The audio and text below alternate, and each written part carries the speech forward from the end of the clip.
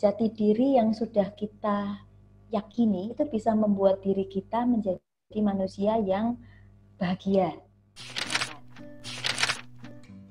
Assalamualaikum warahmatullahi wabarakatuh. Selamat sore semuanya. Hai teman Kastra, kita kembali lagi di Sitalk. Nah, gimana nih kabar kalian semuanya?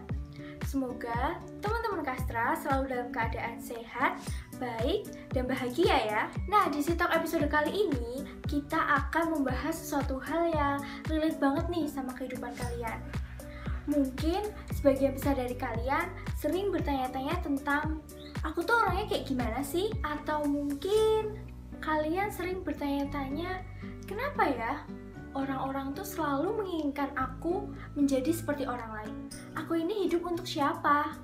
Untuk diriku sendiri atau untuk orang lain? Nah, pertanyaan-pertanyaan kayak gitu tuh yang bikin kalian tuh suka memikirkan diri kalian, siapa sih aku sebenarnya? Semua itu akan kita bahas dan akan kita kupas tuntas bersama dengan salah satu psikolog yang sekaligus menjadi dosen di Fakultas Psikologi Universitas Airlangga, yaitu Bu Aryani Triwastari. Tapi sebelum kita ke videonya, jangan lupa subscribe channel YouTube ini dan like video ini ya. Selamat sore Bu Ira. Selamat sore Mbak Dea, apa kabar? Alhamdulillah baik Bu. Bu Ira apa kabarnya Bu? Kabar saya juga baik. Nah, sebelum kita masuk ke pembahasan tentang pencarian jati diri, kita sapa-sapa dulu ya Bu, teman-teman Kastra yang sedang menonton video kali ini. Halo teman Kastra. Halo semuanya yang sedang menonton kami. Ya, jadi Bu, pada Sitalk episode kali ini, kita akan membahas tentang petualangan mencari jati diri. Siapa sih aku sebenarnya? Nah, di sini teman-teman Kastra masih banyak yang bingung, Bu. Apa sih yang disebut dengan jati diri itu? Nah, kalau menurut Bu Ira sendiri, yang disebut dengan jati diri itu seperti apa ya, Bu? Jati diri itu bicara tentang kesadaran tentang identitas diri kita. Itu berarti mencakup kesadaran tentang nilai-nilai atau apa ya, value-value yang mendasari pilihan-pilihan perilaku kita. Itu jati diri. Jati diri juga berkaitan juga dengan kesadaran akan peran kita di masyarakat. Jadi semakin orang menyadari tentang jati dirinya, dia akan menyadari tentang siapa dirinya dan apa makna dirinya di masyarakat. Nah, kalau bicara tentang pentingnya menemukan jati diri, seberapa pentingkah Bu seseorang itu dapat menemukan jati dirinya? Atau mungkin ada usia ideal di mana seseorang dapat menemukan jati dirinya? Menurut saya sangat penting untuk seseorang itu bisa menemukan jati diri. Jadi gini, pertanyaan tentang jati diri ini menurut saya bukan hanya sekedar pertanyaan yang diawali dengan kata what atau apa gitu ya, kayak what is your name atau what is the meaning of your name gitu ya, siapa namamu, apa arti namamu, enggak. Kalau pertanyaan tentang what itu bakal gampang sekali dijawab gitu ya, 5 menit saja mungkin ya sudah selesai untuk menjawabnya ya. Tapi pertanyaan tentang jati diri itu sejatinya adalah pertanyaan yang diawali dengan kata who. Siapa? Kayak siapa kamu? Who are you? Gitu ya. Ini adalah pertanyaan eksistensial, gitu ya. Pertanyaan tentang eksistensi atau keberadaan seseorang. Ya, yang menyangkut tadi yang seperti sudah saya bilang tadi, kesadaran kita untuk memahami bahkan memaknai diri kita sendiri gitu ya.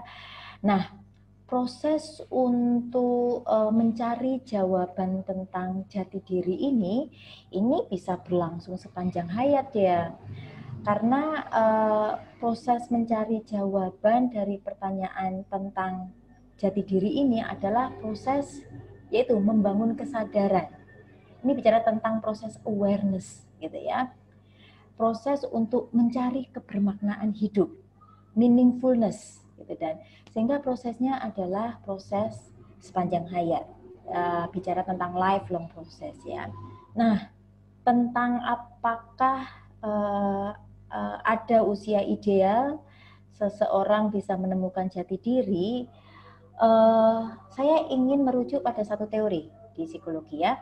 Nah, salah satu tokoh di psikologi yang membahas tentang konsep identitas diri atau identitas ego itu adalah Erik Erikson. Ada 8 tahap itu ya. Kita kenal dengan teori perkembangan psikososial, gitu ya. Nah, di teori perkembangan psikososialnya itu Erikson membahas tentang apa yang disebut sebagai perkembangan ego development, yang dipengaruhi oleh interaksi individu atau interaksi manusia dengan lingkungan sekitarnya. Namanya psikososial. Jadi ada pengaruh sosial bagi perkembangan psikologis seseorang, makanya disebut psikososial. Fasenya itu, setiap tahapannya itu kan akan selalu dirumuskan dengan kata versus. Ingat nggak? Jadi kata-kata versus itu menjelaskan bahwa proses manusia mengembangkan identitas egonya itu akan selalu melalui krisis. Versus itu krisis atau konflik, yang akan membuat individu menjadi individu yang sehat atau tidak, gitu. Yang akan membuat individu berhasil tidak membangun identitas dirinya, gitu ya. Jadi menurut Erikson, fase atau masa remaja itu memang masa yang identik, gitu ya, dengan proses di mana seseorang mengalami krisis akan identitasnya. Di mana individu itu mulai membangun kesadaran akan dirinya, gitu ya. Makanya kita sering dengar kalau di fase remaja itu ada istilah storm and stress, fase badai dan tekanan. Ya memang karena fase itu adalah fase turbulensi, seorang akan mulai mempertanyakan siapa aku, apa peranku, dan sebagainya. Ditambah lagi pada fase remaja itu memang terjadi apa yang disebut sebagai masa puber, gitu kan ya. Masa secara fisik kita mengalami perubahan yang drastis. Hormon kita juga mengalami perubahan yang drastis, gitu ya. Jadi memang tahapan usia remaja ini tahapan di mana seseorang mulai mengalami apa yang disebut sebagai krisis identitas. Jadi mungkin itu adalah usia tahapan perkembangan, usia ideal kalau tadi merujuk ke pertanyaannya dia ya. Usia ideal seseorang mulai mempertanyakan siapa dirinya. Lah kenapa kok fase remaja? Gitu ya. Karena kalau kita mau kaitkan lagi dengan teori yang lain, katakanlah teorinya kognitifnya Piaget, itu tahapan perkembangan di mana seseorang atau individu itu mencapai tahapan berpikir yang operasional formal operasional, di mana individu itu bisa mulai berpikir abstrak, di mana individu itu mulai bisa berpikir kritis, reflektif, gitu. Kalau tahapan-tahapan sebelumnya kan masih belum bisa, gitu kan ya. Maka memang tahapan remaja itu secara kesiapan berpikir itu remaja sudah mampu untuk mempertanyakan siapa dirinya. Jadi ada 2 poin. Tahapannya memang lifespan, sepanjang hidup, sepanjang hayat, tetapi fase krisisnya itu ada terjadi di fase remaja. Gitu deh ya. Nah, tadi Bu Ira juga sempat menyinggung tentang di fase krisis itu tadi, remaja sering mempertanyakan siapa sih aku sebenarnya. Nah, itu mungkin ada caranya Bu, agar remaja itu tidak semakin khawatir gitu Bu, tentang pertanyaan itu tadi. Cara untuk menjawab gitu kali ya, untuk menjawab siapa diri saya gitu ya. Well, kalau menurut saya, pertanyaan ini akan sangat tergantung pada karakter masing-masing orang, gitu ya. Karena setiap remaja, meskipun remaja itu semuanya pasti akan mengalami apa yang disebut krisis identitas, tetapi cara merespons itu bisa berbeda-beda, Mbak. tergantung dari karakternya dia, gitu ya. Nah, ada orang yang mungkin introvert, gitu ya, tetapi dia pemikir, dia tipe pemikir, dia tipe suka berkontemplasi, suka menyendiri. Mungkin dia akan lebih suka untuk misalkan menulis diary untuk menemukan atau menjawab pertanyaan siapa dirinya dia, gitu ya. Tetapi mungkin ada juga orang atau remaja yang memang karakternya outgoing. Dia suka berinteraksi. Orang-orang yang outgoing itu dia mungkin akan suka untuk berinteraksi, kenal dengan banyak orang, karena menurut dia itu cara yang bagus untuk menjawab siapa dirinya dia. Dia belajar dari interaksi dia dengan orang lain, gitu ya. Tapi mungkin ada orang yang suka berpetualang, gitu ya. Sehingga untuk menjawab pertanyaan siapa dirinya dia, itu dia suka untuk traveling, menjelajahi tempat-tempat yang baru, punya pengalaman-pengalaman baru. Bagi dia, kalau dia memperoleh pengalaman yang baru, itu akan memberikan input atau masukan untuk dia mengenal dirinya sendiri. Orang mengembangkan identitas egonya itu dari interaksi dia dengan lingkungan. Ya, jadi orang itu akan selalu memproses pengalaman dia dengan lingkungannya. Tetapi caranya gimana? Itu tergantung dari karakter masing-masing individu. Seumpama ada kasus seperti ini ya Bu, tadi kan pengaruh lingkungan sangat mempengaruhi bagaimana seseorang itu menemukan jati dirinya.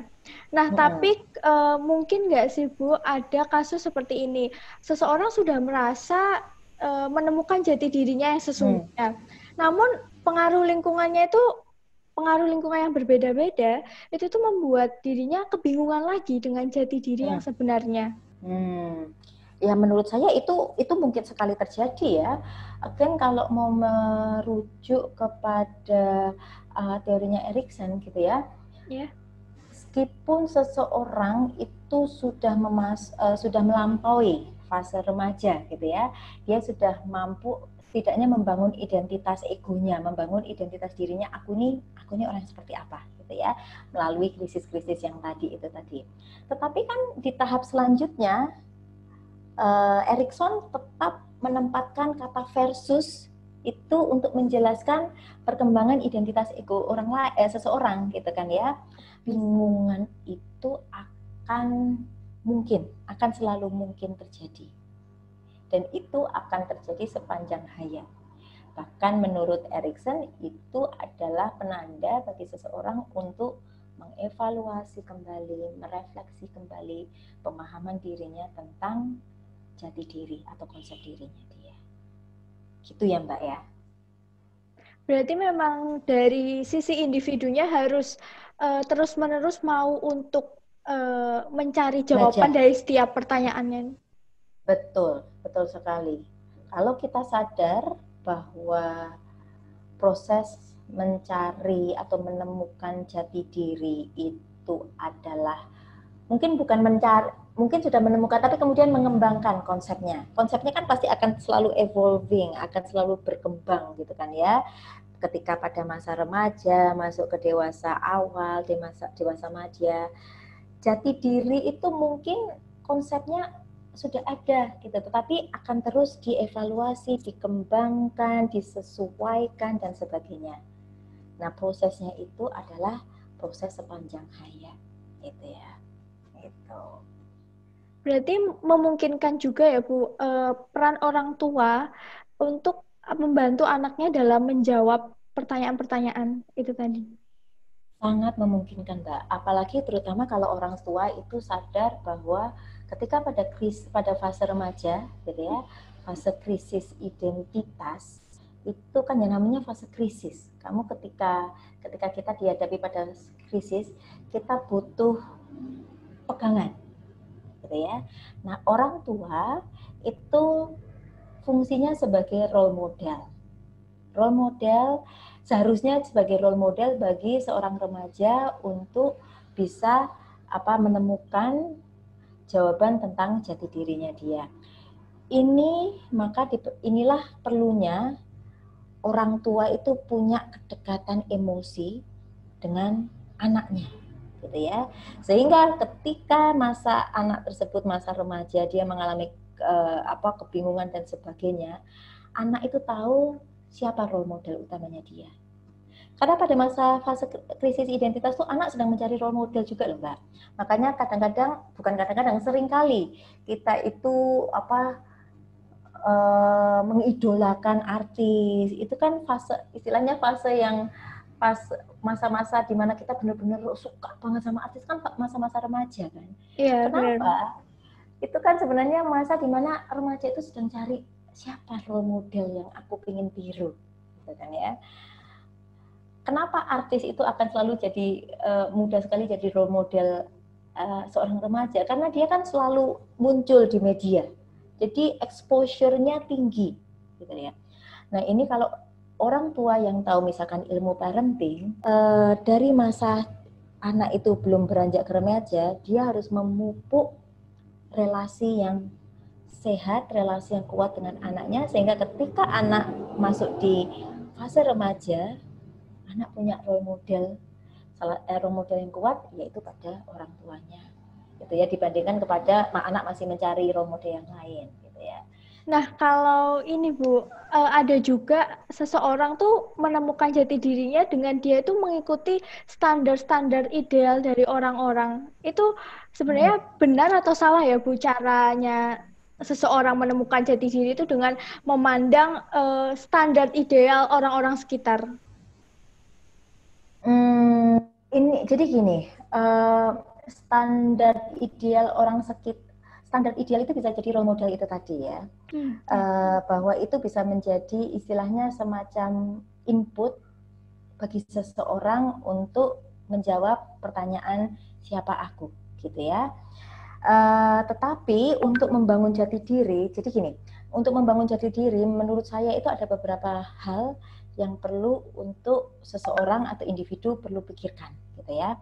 Yang pertama, untuk membangun jati diri, kita harus sadar bahwa tadi prosesnya kan sepanjang hayat. Karena prosesnya sepanjang hayat, kita harus punya kesadaran bahwa oke, saya harus terbuka untuk belajar kapanpun, dimanapun, gitu ya. Saya tidak boleh istilahnya berpuas diri terlalu dini bahwa saya ini sudah dewasa, gitu ya. Saya nggak perlu masukan dari orang lain. Saya ini sudah tahu diri saya siapa. Nggak, kita tidak boleh tertutup seperti itu. Kita perlu membuka diri bahwa proses mengembangkan identitas diri kita itu sepanjang hayat. Itu poin yang pertama. Poin yang kedua, kita perlu melihat ke dalam diri kita bahwa apakah value-value, apakah jati diri yang sudah kita yakini, kita pegang, itu bisa membuat diri kita menjadi manusia yang bahagia, misalkan. Bisa membuat diri kita menjadi manusia yang berguna, gitu ya. Jadi ini bicara tentang konsep well-being kalau di psikologi, gitu ya. Jadi Mbak, konsep mencari jati diri itu sangat berkaitan erat dengan proses mencapai well-being. Kalau jati diri kita kuat, kokoh, itu maka kita bisa melihat dari gimana well-being kita. Apakah kita cukup bahagia orangnya? Kita bahagia dengan diri kita bisa menerima diri kita. Apakah kita merasa bahwa diri kita bermanfaat? Itu kan konsep psychological well-being. Apakah diri kita merasa diri kita bermakna? Nah, konsep well-being itu bisa jadi salah satu konsep yang menandai bagaimana kesehatan jati diri kita.